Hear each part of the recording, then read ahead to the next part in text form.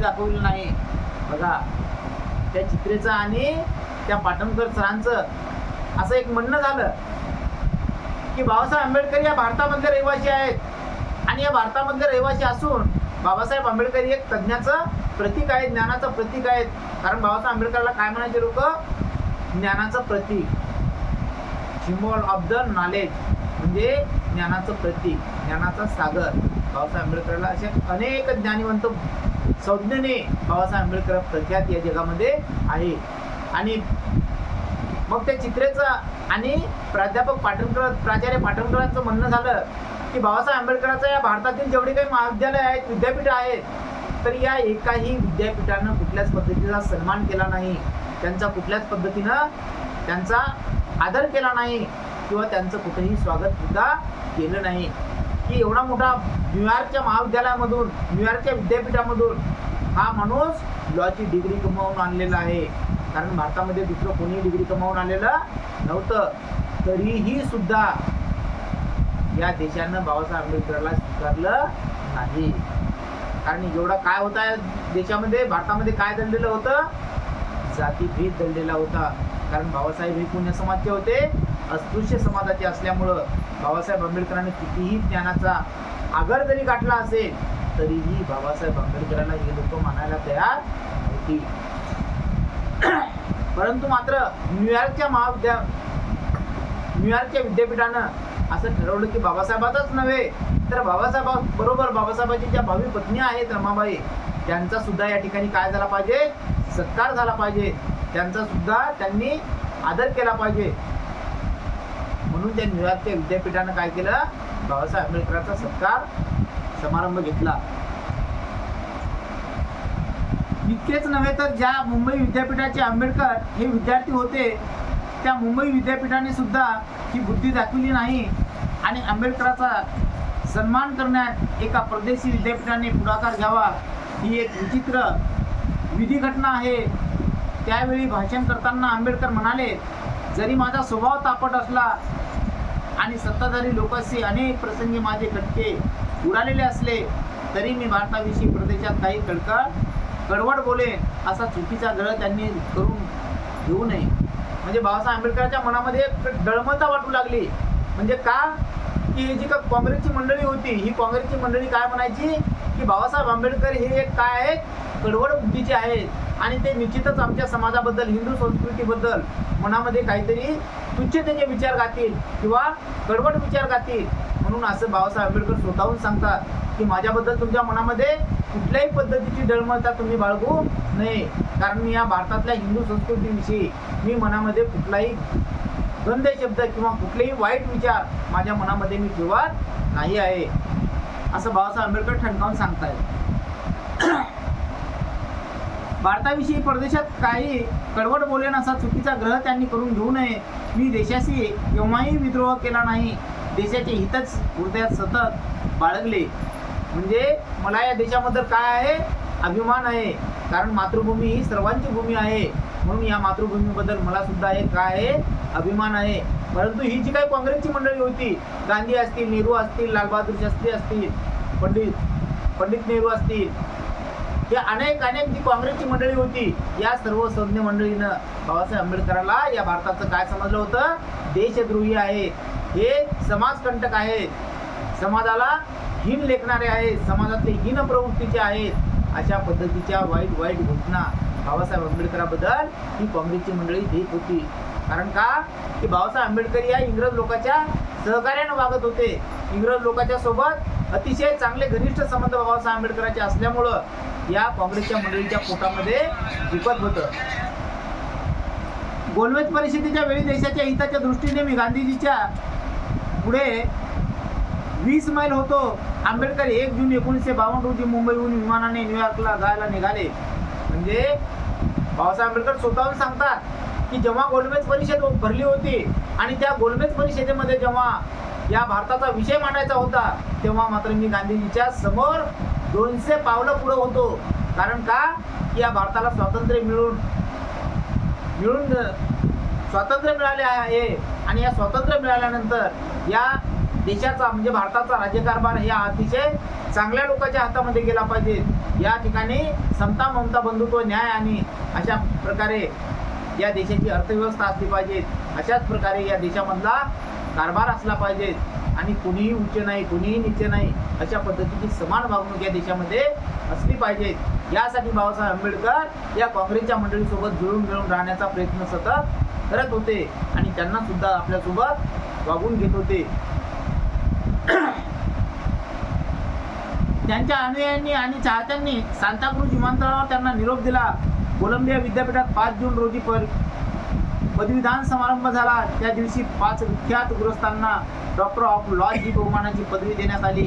भारतीय घटनेचे शिल्पकार, मंत्रिमंडळाचे सदस्य व राज्यसभेचे सभासद, भारतीय नागरिकांपैकी एक प्रमुख नागरिक, एक महान समाज सुधारक आणि मानवी हक्काचा आधारस्तंभ असणारा एक पराक्रमी पुरुष असे कोलंबिया विद्यापीठाने आंबेडकरांना अर्पण केलेल्या पदवीच्या अवतरणात त्यांचे वर्णन केले. म्हणजे बाबासाहेब आंबेडकरांनी त्या कोलंबिया विद्यापीठामध्ये जी पदवी संपादन केली,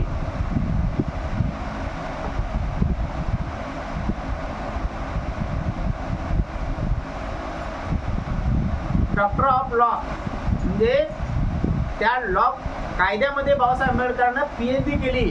म्हणजे एक दिवस असा एक चुका होता, कारण Babasaheb Ambedkar doctor of law म्हणजे डॉक्टर बाबासाहेब आंबेडकरांना डॉक्टर म्हणायचे लोक. मग घरातनी बाळ बिमार पडलं होतं एका शेजारणीचं. मग शेजारणीचं बाळ बिमार पडल्याच्या नंतर रमाबाई धावत आली घरामध्ये की बाबासाहेब आपल्या शेजारणीचं बाळ बिमार पडलं. तर बाबासाहेब काही ऐकायला तयार नव्हते, कारण बाबासाहेब कोणासोबत राहत होते, त्या पुस्तकामध्ये मग्न राहायचे. बाबासाहेबांनी न ऐकलं म्हणजे न ऐकल्यावर घेतलं आणि पुन्हा रमाबाई बाबासाहेब आंबेडकरांना उद्देशून म्हणतात की बाबासाहेब, मी तुम्हाला आवाज देतो, आवाज देत आहे, तरी तुमचं लक्ष माझ्याकडे का बरं वळत नाही. एक त्या शेजारणीचा मुलगा घायाळ होऊन पडलेला आहे, त्याचं अतिशय खालावलेली तब्येत आहे आणि तुम्ही एवढे मोठे डॉक्टर इथं असून काय तुमचा उपयोग. म्हणजे अशा पद्धतीचं रमाबाई कोणाला म्हणतात, बाबासाहेबाला म्हणतात. परंतु बाबासाहेब त्याला उद्देशून म्हणतात की अगं रमा, मी माणसाचा डॉक्टर नाही आहे, कारण ते बाळ जर बिमार पडलं असेल तर त्याला माणसाच्या डॉक्टरकडे न्यावं लागेल, कारण मी माणसाचा डॉक्टर नाही आहे. मी या पुस्तकांचा डॉक्टर आहे की या पुस्तकाला जर कुठल्या पद्धतीने याच्यामध्ये काही कमतरता असेल तर ते भरून काढण्यासाठी माझी डॉक्टरकी कामी पडेल, असं त्या माता रमाईला बाबासाहेब आंबेडकर म्हणतात. म्हणून तेव्हा मग त्या रमाबाई म्हणतात की अहो, तुम्हाला सारे लोक डॉक्टर म्हणतात, म्हणून मी पण तुम्हाला डॉक्टर म्हणते. आणि तुम्ही म्हणता की मी पुस्तकाचं काय तब्येत बरोबर नसते का, पुस्तकं काय बिमार पडत असतात का. परंतु रमाबाई कशा होत्या, अडाणी होत्या. आणि रमाबाई अडाणी असल्यामुळं बाबासाहेब आंबेडकरांना पुन्हा त्या बाईला सांगायचं काम पडलं की अगं रमा, हे जे पुस्तक आहे तर हे पुस्तकं आपल्या अस्पृश्य समाजातील लोकांना काय देत नाही, ज्ञान मार्ग देत आहे. आणि या ज्ञानापासून जेव्हा तयार होत असतील तर ते खरे मानवाचे डॉक्टर तयार होतात आणि ते डॉक्टर मग आपल्या मानव जन्माला किंवा मानवी पुरुषाला ते दुरुस्त करत असतात. आणि त्याच्या पद्धतीचं मी या पुस्तकांचा डॉक्टर आहे आणि या पुस्तकामध्ये ज्या काही चालीरीती आहेत, अंधश्रद्धा आहेत, रूढी परंपरा आहेत, यांना मी तोडून काढण्याचं काम मी या डॉक्टर पद्धतीनं करत आहे. मग तेव्हा त्या रमाबाईला कळालं की बाबासाहेब आंबेडकर खरोखर या दृष्टांताचे डॉक्टर आहेत, या विचारांचे डॉक्टर आहेत, परंतु माणसाचे डॉक्टर नाही.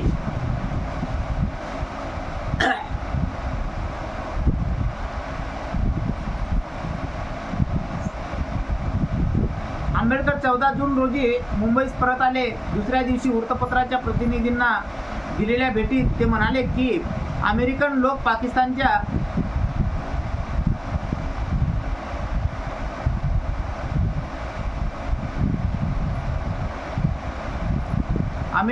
पाकिस्तानच्या बाजूला वळलेले दिसतात असे आपले मत झाले.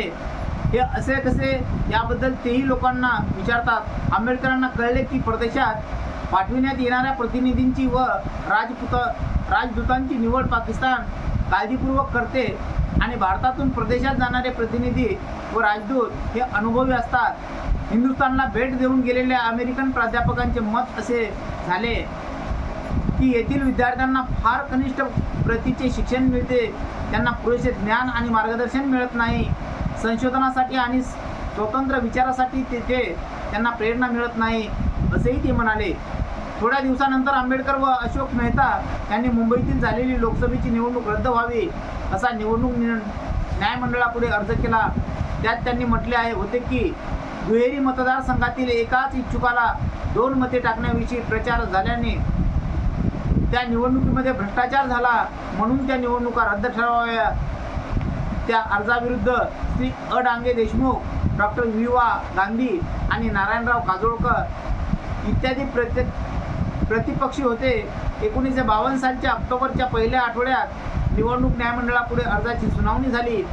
आंबेडकर स्वतः आपली बाजू मांडताना म्हणाले, मते कुजविण्यासाठी केलेला प्रचार हा अवैध होता. अशा तऱ्हेने मतदारांच्या मनामध्ये जातीय भावना चेतविणे हे निर्बंधाला विकृत स्वरूप दिल्यासारखे आहे. तथापि आंबेडकर व अशोक मेहता यांचा अर्ज न्यायमंडळाने फेटाळला. बघा, बाबासाहेब आंबेडकरांना आणि डॉक्टर मेहतानं काय केलं होतं की ह्या ज्या काही मध्यंतरी निवडणुका होणार आहेत तर ह्या निवडणुका सुद्धा फेटाळल्या गेल्या पाहिजे, अशासाठी त्यांनी दोघा मिळून संगनमताने एक अर्ज केला होता. पुन्हा या सभाध्यक्षापुढं. परंतु त्या सभाध्यक्षानं या दोघांचं म्हणणं फेटाळून लावलं. त्यांचा अर्ज नाकारला की निवडणुका ज्या काही ठरल्याप्रमाणे होणार आहे त्या होणारच, तिथे निवडणुका रद्द केल्या जाणार नाही. 28 सप्टेंबर रोजी दलित संस्थांची नरे पार्क मुंबई येथे मोठी सभा झाली. त्या सभेत आंबेडकरांनी इमारत निधी गोळा करणाऱ्या आपल्या कार्यकर्त्यांवर जाहीर टीका केली आणि हिशोब तोरी सादर करावेत असा त्यांनी इशारा दिला. दलित समाजाच्या सुशिक्षित लोकांवर आपला विश्वास नाही, आपला विश्वास अशिक्षित लोकांवरच आहे असे त्यांनी सांगितले. ते त्यावेळी रागाने इतके बेहोश झाले होते की त्यांच्या त्या 10 मिनिटाच्या भाषणात व्यासपीठावर कोणी काहीतरी पुटताच आंबेडकरांनी भीमगर्जना केली. मी हे सहन करणार नाही, उद्या माझ्या पुढे हिशोब सादर करा. या भाषणामुळे त्यांच्या अनुयायात आणि कार्यकर्त्यात मोठी खळबळ उडाली. इमारत निधी 1931 मध्ये सुरुवात झाली तरी अद्याप पावे तो पुरेसे पैसे जमले नव्हते. म्हणजे बाबासाहेब आंबेडकरांचा जो काही समाज होता, अस्पृश्य समाज होता, या अस्पृश्य समाजानं काय केलं होतं, एक सामान्य इमारत बांधायची आणि हे शिकले सवरलेले लोक होते आणि हे शिकले सवरलेले लोक असल्यामुळं यांनी सर्वांनी काय केलं, एक जथ्था केला आणि जथ्था करून मग आपण वर्गणी मागू आणि अशी पद्धतीची वर्गणी त्यांनी जमा केली. परंतु त्या शिकलेल्या लोकांनी काय केलं की वर्गणी काही मात्र समोर दाखवली नाही. मग बाबासाहेब आंबेडकरांना तीक्ष्ण राग आला, त्यारे तुम्ही शिकले सवरलेले आहात आणि या लोकांपासून तुम्ही जे काही पैसा जमा करत आहात तर या पैशाचा का बरं तुम्ही हिसाब देत नाहीत? कारण त्या पैशाचा सुद्धा, कारण लोकांच्या कष्टातील पैसे आहेत आणि त्या कष्टातील पैसे असल्यामुळं त्या लोकांनी जे तुम्हाला पैसे दान दिलेले आहेत तर त्या दानाचा तुम्ही जर असा गैरवापर करत असाल तर निश्चितच तुम्ही मूर्ख लोक आहात, अशा पद्धतीचं बाबासाहेब आंबेडकर म्हणतायत. आणि बाबासाहेब आंबेडकरांना सर्वात महत्त्वाचं दोषी जर या समाजामध्ये धरला असेल तर फक्त सुशिक्षित बेरोजगार लोकांना.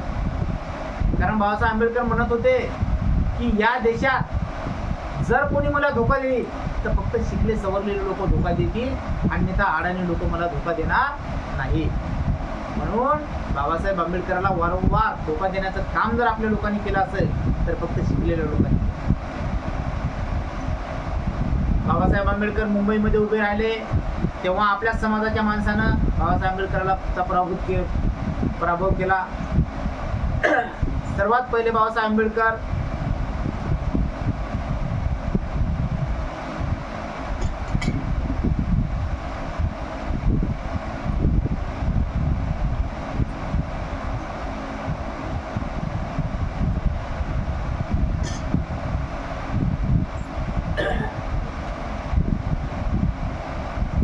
बाबासाहेब आंबेडकर सभासद झाले होते, निवडून आले होते आणि निवडून आल्याच्या नंतर मग त्या बांगलादेशची काय झाली, फाळणी झाली आणि फाळणी झाल्यामुळं बांगलादेश हे पाकिस्तानमध्ये पडल्या गेलं आणि म्हणून बाबासाहेब आंबेडकरांची खासदारकी धोक्यात आली.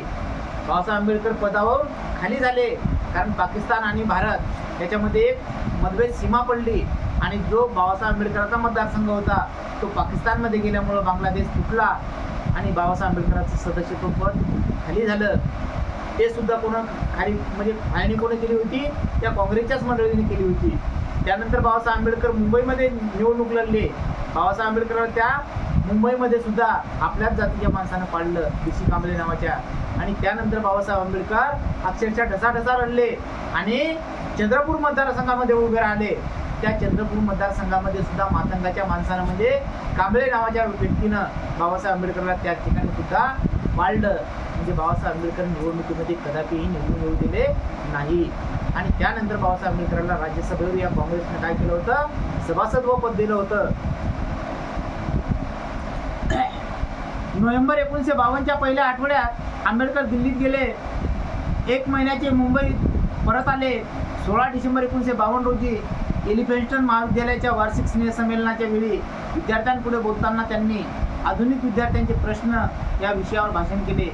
म्हणजे बाबासाहेब आंबेडकर नोव्हेंबर 1952मध्ये आपल्या मायदेशी परत आले आणि मायदेशी परत आल्याच्या नंतर त्या आठवड्याभरात ते दिल्लीला गेले आणि दिल्लीमध्ये 16 डिसेंबर 1952 रोजी एलिफंटस्टन कॉलेज, कारण एलिफंटस्टन कॉलेजमध्ये बाबासाहेब आंबेडकरांना प्राध्यापकाची नोकरी सुद्धा केली होती.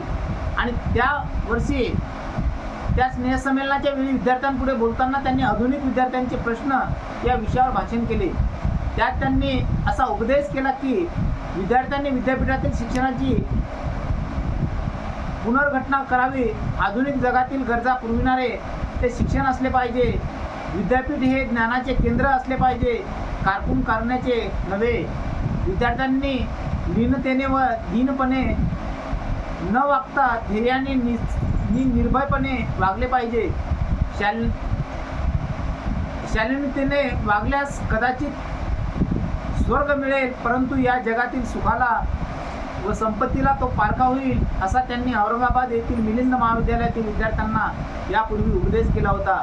म्हणजे जशा पद्धतीनं बाबासाहेब आंबेडकरांनी या मिलिंद महाविद्यालयामध्ये संमेलनाच्या वेळेस विद्यार्थ्यांना एक उपदेश केला होता, संदेश दिला होता की तुम्ही कुठल्याही पद्धतीनं कुणाशीही मंद गतीनं वागू नये, कुणाशीही तुम्ही शांततेनं वागू नये. कारण जोपर्यंत तुमच्या मनामध्ये प्रतिकार करण्याची शक्ती निर्माण होणार नाही तोपर्यंत तुम्हाला कोणीही वाचवू शकणार नाही. अशा पद्धतीचं सखोल मार्गदर्शन बाबासाहेब आंबेडकरांना मिलिंद महाविद्यालयात पहिले दिलं होतं. आणि मिलिंद महाविद्यालयातलं जे काही भाषण बाबासाहेब आंबेडकरांनी या विद्यार्थ्याला एक चालना देण्याचं केलं होतं, त्याच पद्धतीचं भाषण बाबासाहेब आंबेडकरांनी त्या एलिफंटस्टन कॉलेजमध्ये जेव्हा स्नेहसंमेलनाच्या वेळी बाबासाहेब आंबेडकरांना पाचारण केलं होतं आणि त्या पाचारणामध्ये बाबासाहेब आंबेडकरांनी तेथील त्या एलिफंटस्टन कॉलेजच्या विद्यार्थ्यांना सुद्धा तेच सांगितलं की तुम्ही अतिशय तीक्ष्ण पद्धतीनं तुम्ही वागले पाहिजे, चाणक्य बुद्धीनं तुम्ही राहिले पाहिजे. कारण जोपर्यंत तुम्ही ज्ञानमार्ग पत्करणार ना, तुमच्या मनामध्ये बंडवृत्तीचं वातावरण निर्माण होणार नाही तोपर्यंत तुम्हाला कोणी जवळ धरणार नाही. आणि जोपर्यंत तुम्हाला तुमचे हित किंवा तुमचे कायदे तुम्हाला कळणार नाही तोपर्यंत तुमच्यासाठी कोणीही हिताचे कार्य करणार नाही, असं बाबासाहेब आंबेडकरांनी सांगितलेलं आहे. पुणे जिल्हा विधी वाचनालयाच्या नवीन विभागाचे उद्घाटन डॉक्टर आंबेडकरांच्या हस्ते 22 डिसेंबर 1952 रोजी पुणे येथे झाले. त्याचवेळी LR गोखले यांच्या छायाचित्राचे अनावरणही त्यांनी केले. त्यावेळी डॉक्टर आंबेडकरांची लोकशाही यशस्वी रीतीने चालण्यासाठी कोणत्याही गोष्टीची आवश्यकता आहे या विषयावर भाषण झाले. आपल्या या महत्त्वाच्या भाषणात ते म्हणाले, लोकशाही आपले स्वरूप बदलत आहे.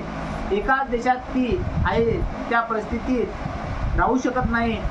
तिचे उद्देश बदलत असतात. आधुनिक लोकशाहीचे ध्येय हे एखाद्या अनियंत्रित राजाचे अधिकार कमी करणे हे नसून लोकांचे कल्याण साधणे हे आहे. लोकशाही म्हणजे सर्व चर्चेच्या रूपाने मार्गदर्शन घडवून चालणारे सरकार. या वॉल्टर बेजहार्ट यांच्या लोकशाहीच्या व्याख्येचा उल्लेख केला. तसाच लोकशाहीची म्हणजे लोकांचे लोकांकरिता लोकांनी चालविलेले राज्य म्हणजेच लोकशाही. म्हणजे बाबासाहेब आंबेडकरांना काय म्हटलेलं आहे की जे काही तुमचे अधिकार आहेत, जे काही तुमचे उद्दिष्ट आहे, जे काही तुमचा न्याय आहे, हक्क आहे, तर या हक्काच्या पद्धतीनं या न्यायाच्या पद्धतीनं, या कार्याच्या पद्धतीनं जर त्या लोकशाहीमध्ये कामकाज चालत नसेल तर मात्र ते काही कामाचं नाही. कारण बाबासाहेब आंबेडकरांनी या लोकशाहीची व्याख्या कशी केलेली आहे, लोकांनी लोकांच्या हितासाठी चालविलेले राज्य म्हणजेच लोकशाही. कारण लोकांनाच निर्माण करायचं, लोकांनाच चालवायचं आणि लोकांचंच हित त्याच्यामध्ये केलं गेलं पाहिजे, तरच त्या लोकशाहीला किंमत राहील, अन्यथा लोकशाहीला किंमत राहणार नाही. राजे या लिंकनच्या लोकशाहीचा व्याख्येचाही त्यांनी उल्लेख केला. आपली व्याख्या याहून वेगळी आहे असे ते म्हणाले. ज्या सरकारी पद्धतीत लोकांच्या आर्थिक आणि सामाजिक जीवनात क्रांतिकारक स्थित्यांतरे रक्तपाताशिवाय घडवून आणण्यात येतात ती लोकशाही, या विषयावर त्यांनी विस्तृत असे भाषण केले. बाबासाहेब आंबेडकर म्हणतात या लिंकनची जी लोकशाही होती तर त्या लिंकनच्या लोकशाहीमध्ये काय केलं जात होतं, एक युद्ध केलं जात होतं, त्यांनी रक्तपात केला जात होता आणि रक्तपात करून मग ते कायदे सक्तीनं लादले जात होते. परंतु बाबासाहेब आंबेडकर म्हणतात की आपली जी काही लोकशाही आहे तर आपली लोकशाही या लिंकनच्या काय आहे, विरोधात आहे. कारण बाबासाहेब आंबेडकरांनी जे संविधान लिहिलं, राज्यघटना तयार केली, या राज्यघटनेमध्ये कुठल्याही समाजाचं मन दुखले नाही, कुठल्याही लोकांचे हित कमी केले नाही. प्रत्येक माणसाला कशा पद्धतीचे अधिकार असले पाहिजेत, प्रत्येक समाजाला कशा पद्धतीचे अधिकार असले पाहिजेत, प्रत्येक समाजाचे कायदे कसे असले पाहिजेत, म्हणजे प्रत्येक गोष्टीचा 20-20 वर्षाचा अभ्यास करून, म्हणजे 20-20 वर्ष हा एक कायदा कशा पद्धतीने चालला गेला पाहिजे. आणि शेवटी बाबासाहेब आंबेडकरांनी हे पण त्या संविधानामध्ये लिहून टाकलं की काही कालांतराने 495 कलमात ह्या कायम राहतीलच, परंतु काही कालांतराने जर परिस्थितीमध्ये कुठल्या पद्धतीचा बदल झाला असेल तर निश्चितच मनाने या कायद्यामध्ये सुधारणा करून त्या कलमाच्या उपकलमा तुम्हाला तयार करता येतील. म्हणून आज रोजी या भारतात वादळ उठायला लागलं, ते कोणतं, आरक्षणाचं. ते का उठायला लागलं आरक्षणाचं वादळ, की बाबासाहेब आंबेडकरांना जर 2 ओळी त्या राज्यघटनेमध्ये लिहून ठेवल्या नसत्या तर तीच राज्यघटना शेवटपर्यंत म्हणजे मरेपर्यंत कायम राहिली असती. परंतु बाबासाहेब आंबेडकरांना स्वतः लिहून ठेवलेलं आहे की जशा पद्धतीने या देशाची परिस्थिती बदलत जाईल तशा पद्धतीने त्या कायद्यामध्ये सुधारणा करून घेण्याचा अधिकार या विधिमंडळाला आहे. म्हणून या देशामध्ये आज रोजी या आरक्षणाचं वादळ उठत आहे.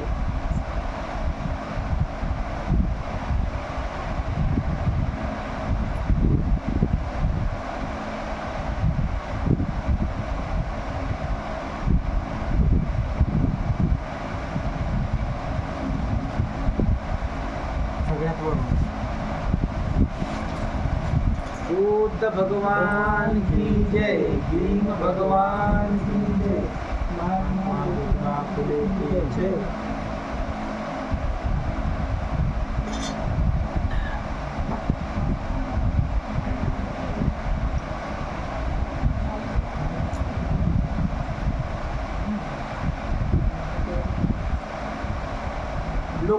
लोकशाही यशस्वी रीतीने चालवायला पाहिली आवश्यक गोष्ट म्हणजे समाजात ढळढळीत असताना असू नये, भरडला जाणारा किंवा दळला जाणारा वर्ग त्यात असू नये, सरकार पुढे चुकते आहे हे दाखविण्यासाठी एक विरोधी पक्ष असला पाहिजे. ही दुसरी आवश्यक गोष्ट. तिसरी गोष्ट अशी की न्यायासनापुढे आणि राज्य व्यवस्थेमध्ये व्यक्तीची समानता पाळली पाहिजे. चौथी गोष्ट म्हणजे घटनात्मक नीतीचे पालन केले पाहिजे. पाचवी महत्त्वाची गोष्ट म्हणजे समाजामध्ये नैतिक व्यवस्थेचे पालन केले पाहिजे, कारण नैतिक व्यवस्था लोकशाही गृहीत धरलेली असते. सहावी गोष्ट म्हणजे सार्वजनिक सद विवेकबुद्धी. आंबेडकरांच्या या विचारप्रवर्तक भाषणावर वृत्तपत्रातून आणि संस्थातून अनेक दिवस चर्चा झाली. पुण्याहून आंबेडकर कोल्हापूरला गेले. तेथे त्यांचे 24 डिसेंबर 1952 रोजी राजाराम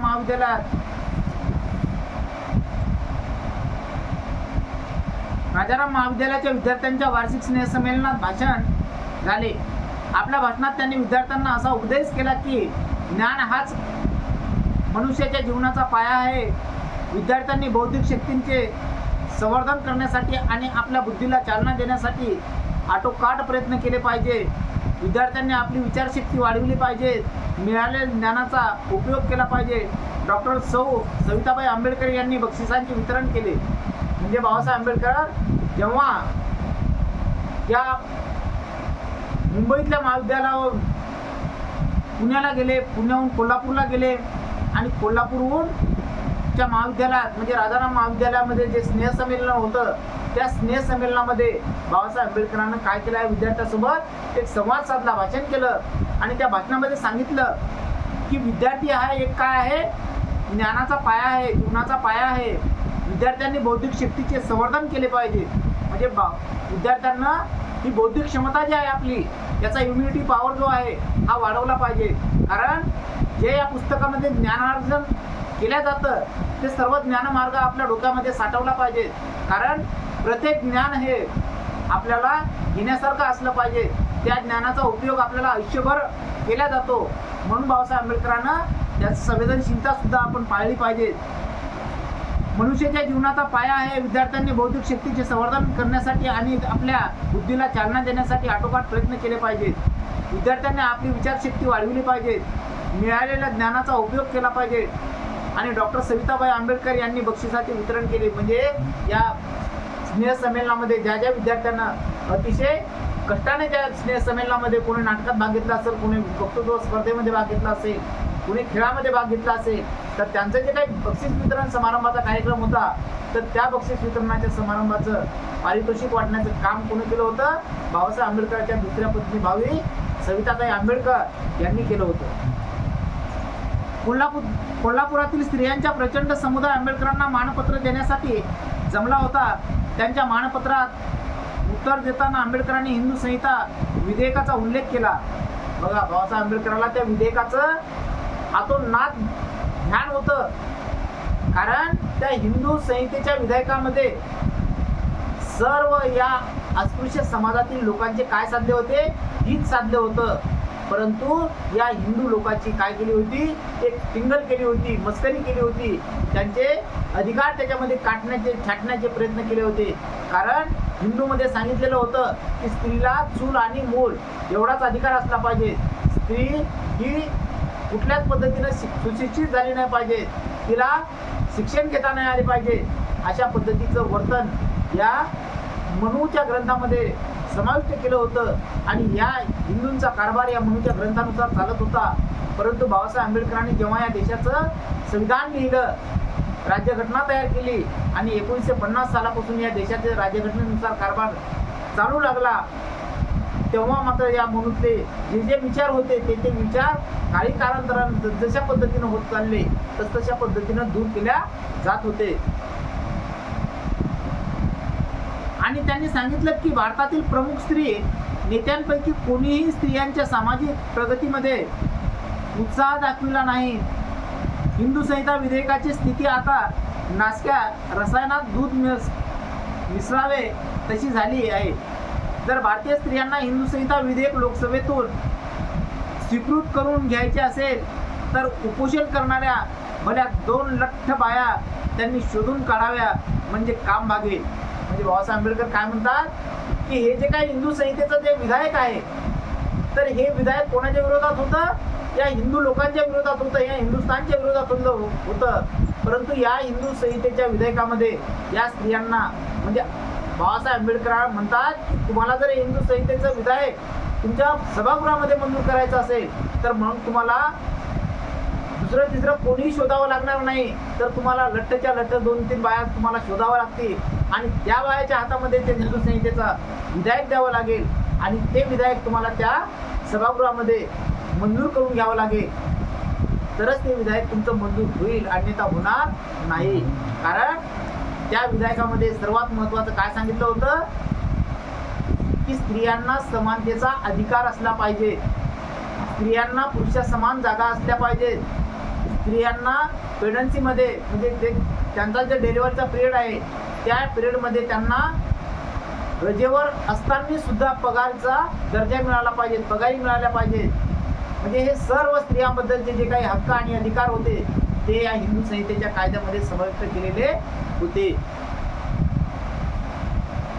बेळगाव जिल्ह्यातील दलित फेडरेशनच्या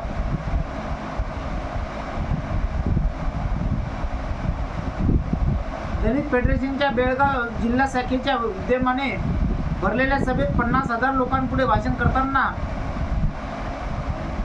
त्यांनी राज्यकर्त्यांना असा इशारा दिला की जर पुढच्या निवडणुकीपर्यंत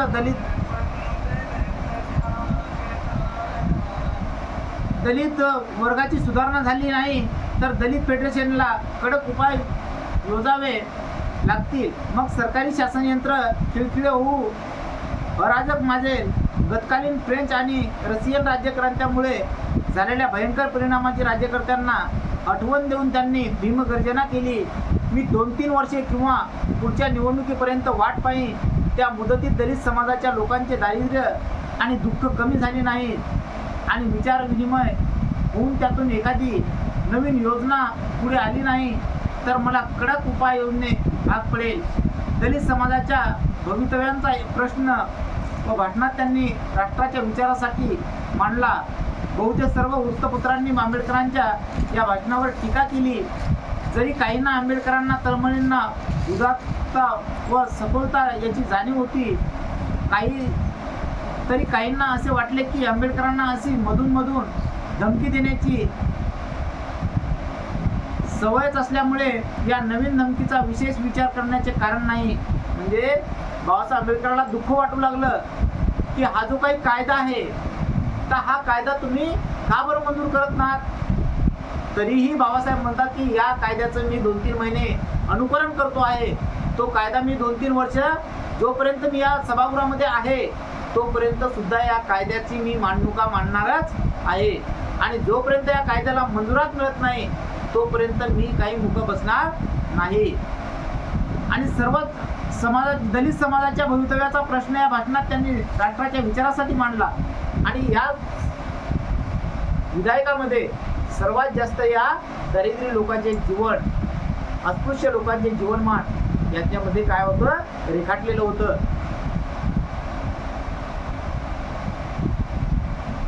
आंबेडकरांना अशी मधून धमकी देण्याची सवयच असल्यामुळे या नवीन धमकीचा विशेष विचार करण्याचे कारण नाही.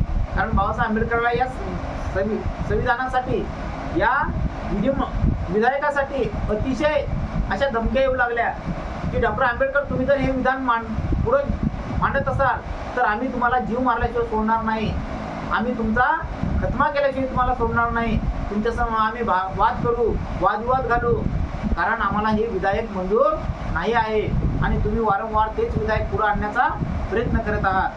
12 जानेवारी 1953 रोजी हैदराबाद येथील उस्मानिया विद्यापीठाने आंबेडकरांना डॉक्टर ऑफ लिटरेचर ही पदवी त्यांचे ज्ञान आणि देशातील त्यांचे उच्च स्थान यांच्या सन्मानार्थ अर्पण केली. भारतीय राज्यघटनेचे प्रमुख शिल्पकार एक विख्यात आणि प्रकार पंडित डॉक्टर आंबेडकर यांचा सन्मान करण्याचा बहुमान हिंदुस्थानातील एकाच विद्यापीठाकडे जातो. हे या विद्यापीठाला मोठे अजोड असे भूषण आहे. बघा, बाबासाहेब आंबेडकरांना उस्मानिया विद्यापीठामध्ये गेले आणि त्या उस्मानिया विद्यापीठानं म्हणजे हैदराबादच्या विद्यापीठानं काय केलं, बाबासाहेब आंबेडकराला एक पदवी बहाल केली, डॉक्टर ऑफ लिटरेचर. म्हणजे लिटरेचर म्हणजे की बॉस सखोल ज्ञान, डॉक्टर ऑफ लिटरेचर ही पदवी बहाल केली आणि ती पदवी बहाल करण्याचा जो सन्मान होता तो मग या भारताला दिला गेला. आणि भारतानं मग विचार केला की एवढा मोठा ज्ञानिवंत माणूस, एवढा मोठा प्रगड पंडित, ज्ञानाचा आगर, ज्ञानसागर जर आपल्या भारतामध्ये आहे आणि एवढं मोठं पदवी दान करून जर तो आपल्या भारताचं नाव रोशन करत असेल तर मग आपण का बरं त्याला पदवी दान करू नये, त्याचा सत्कार आपण का बरं करू नये, असं त्या उस्मानियाबाद विद्यापीठाला वाटू लागलं. तेथील चान्सलरनं मग विचार केला. फेब्रुवारी 1953 मध्ये भारत जपान सांस्कृतिक संस्थेचे उपाध्यक्ष एस.आर. मूर्ती यांच्या स्वागतार्थ राजभोज यांनी केलेल्या समारंभात भाषण करताना आंबेडकर म्हणाले, चालू पिढीला किंवा भावी पिढ्यांना बुद्धाचा आणि कार्ल मार्क्सचा मार्ग यातून कोणता तरी एक निवडावा लागेल. पाश्चिमात्य देशापेक्षा पूर्वोत्तर देशांना अधिक महत्त्व आले आहे, परंतु बुद्धाच्या तत्वज्ञानाचा वार्वात्य देशांनी स्वीकार केला नाही. तर युरोपच्या इतिहासात जसा झगडा झाला तसाच झगडा आशियामध्ये निर्माण होईल. म्हणजे बाबासाहेब आंबेडकर काय म्हणतात की एक तर कार्ल मार्क्सचा सिद्धांत तुम्ही शिकला पाहिजे किंवा तथागत भगवान गौतम बुद्धाचा तुम्ही बुद्ध आत्मसात केला पाहिजे. कारण तथागत भगवान बुद्धाचा धम्म म्हणजे बौद्ध धम्म हा एक बाजूने काम करतो आणि कार्ल मार्क्सचा हा सिद्धांत सुद्धा एक बाजूने काम करतो. तर याचं ज्ञान तुम्ही घेतलं गेलं पाहिजे आणि जोपर्यंत तुम्ही याचं ज्ञान घेणार ना तोपर्यंत तुम्हाला कुठल्याही गोष्टी कळणार नाही. युरोपच्या इतिहासात जसा झगडा झाला तशाच झगडा आशियामध्ये निर्माण होईल. म्हणजे जशा पद्धतीने युरोपमध्ये वादविवाद झाला गेला. कारण कोणी काय म्हणायचं की आम्हाला कार्ल मार्क्स शिकायचा आहे, कोणी म्हणायचं की आम्हाला बुद्धाचं तत्वज्ञान शिकायचं आहे. मग अशा दोघांच्या मध्ये काय चालायचा, एक वादविवाद चालायचा. तर याच्यासाठी तुम्ही कुठलं तरी एक ज्ञानमार्ग पत्करावा लागेल. तुम्हाला एक तर कार्ल मार्क्सच्याच बाजूने जावं लागेल किंवा नाहीतर तथागत भगवान बुद्धाच्या धम्माच्याच मार्गाने तुम्हाला जावं लागेल. कारण दोघांचेही जर तत्व तुम्ही पाहत गेले तर तुम्हाला एकाचेही तत्व तुमच्या आत्मसात होणार नाही. कारण तशाच पद्धतीचं त्या युरोपमध्ये सुद्धा घडलं गेलं आणि त्या ठिकाणी रक्तपाताचं भांडण झालं, झगडा झाला. तशाच पद्धतीचा या भारत देशामध्ये सुद्धा काय होईल, एक दिवस झगडा होईल आणि बुद्धाचाही मार्ग तुम्हाला कळणार नाही आणि कार्ल मार्क्सचाही सिद्धांत तुम्हाला कळणार नाही. आंबेडकरांच्या या धमक्या व्यर्थ जात नव्हत्या. 1953 मध्ये लोकसभेचे टाळ्याच्या गजरात अस्पृश्यता निर्मूलनाच्या दृष्टीने एक ठराव करून प्रगती केली. अस्पृश्यांचा प्रश्न सोडवण्यासाठी एक व्यापक निर्बंध करावा असा त्या ठरावाद्वारा निर्णय पक्का करण्यात आला. लोकसभेतील ज्या काही थोड्या सभासदांनी त्या ठरावातील चर्चेत भाग घेतला त्यांनी लोकसभेत सांगितले की अस्पृश्यता ही फक्त कागदोपत्रीच नाहीशी झाली आहे, प्रत्यक्षात व्यवहारात झालेली नाही. अस्पृश्यतेच्या बाबतीत होणाऱ्या गुन्ह्यांना कडक शासन करण्याची आवश्यकता आहे, आताच अधिक उद्भवली आहे असे काही म्हणाले. एका हरिजन सभासदाने लोकसभेत सांगितले की आपण चहा प्यालेला कप आणि आपल्या बरोबरच्या हरिजन आमदारांनी चहा प्यालेला कप एका उपहारगृहाच्या मालकाने लाथेच्या ठोकरीने उडवून दिला. बघा काय म्हणतात त्या ठिकाणी बाबासाहेब आंबेडकर की एवढं मोठं तुम्ही जे सांगता आहात तर त्या ठिकाणी मग अस्पृश्यता तुम्ही काय म्हणता की बा अस्पृश्यता नाहीशी झाली, अस्पृश्यता निर्मूलन झालं. परंतु बाबासाहेब आंबेडकर म्हणतात की या देशातली, या भारतातली अस्पृश्यता फक्त कशावर बंद झालेली आहे, नुसती कागदावर बंद झालेली आहे. मात्र प्रत्यक्षात सिद्धता अशी आहे की अस्पृश्यता ही अजूनही आपल्या देशामध्ये कायम आहे. अजूनही खेड्यापाड्यातनी कुठं कुठं काय आहे, बातचीत आहे. म्हणजे आपल्या जातीचे लोक काय म्हणायचे, हरिजन म्हणायचे. तर बाबासाहेबांना म्हटलं होतं महात्मा गांधीला की मिस्टर गांधी तुम्ही जे आम्हाला हरिजन म्हणतात तर हरी कोण. तर महात्मा गांधीने सांगितलं होतं की डॉक्टर आंबेडकर तुम्ही देवाची लेकरं आहात. मग बाबासाहेबांनी त्यांना एक उद्देशून म्हटलं होतं की मिस्टर गांधी आम्ही जर देवाची लेकरं आहो तर मग तुम्ही आमची सेवा करायला पाहिजे, परंतु तुम्ही तुमच्या उंबरट्यावर सुद्धा आम्हाला उभं राहू देत ना, आमच्या सावलीचा सुद्धा तुम्हाला विंटाळ होतो. म्हणजे एवढं पाचित्य तुमच्या मनामध्ये का आमच्याबद्दल निर्माण होतोय. कारण आम्ही तर हरीची लेकरं आहो, आम्ही तर देवाची लेकरं आहो. मग देवाची लेकरं असल्यामुळे आम्हाला देवापेक्षाही मोठं तुम्ही संभोगायला पाहिजे, परंतु तुम्ही आम्हाला साधं पाणी सुद्धा बरोबर प्यायला बंदी करतात. आम्हाला त्या पिण्याच्या पाण्यासाठी सुद्धा काय करावं लागतं, सत्याग्रह करावं लागतं. देवदर्शनासाठी सुद्धा आम्हाला सत्याग्रह करावं लागतं. म्हणजे बाबासाहेब आंबेडकरांना काळाराम मंदिराचा सत्याग्रह केला, मनुस्मृतीचा सत्याग्रह केला. बाबासाहेब आंबेडकरांना अंबामाई देवळाचा सत्याग्रह केला, पंढरीच्या पांडुरंगाच्या मंदिराचा सत्याग्रह केला, कोल्हापूरच्या देवीचा सत्याग्रह केला. म्हणजे अशा पद्धतीनं बाबासाहेब आंबेडकरांना त्या देवाचं दर्शन घ्यायचं नव्हतं, परंतु हे बाबासाहेब आंबेडकरांना दाखवायचं होतं की आम्ही हिंदू आहो आणि तुम्ही सुद्धा या भारत देशामधले हिंदू आहात, आम्ही देवाची लेकरं आहात म्हणतात. मग आम्ही जर देवाची लेकरं असू तर आम्हाला त्या देवाच्या दर्शनासाठी का सत्याग्रह करावा लागतो, असं बाबासाहेब आंबेडकर वारंवार त्या हिंदुत्ववादी लोकांना म्हणत होते.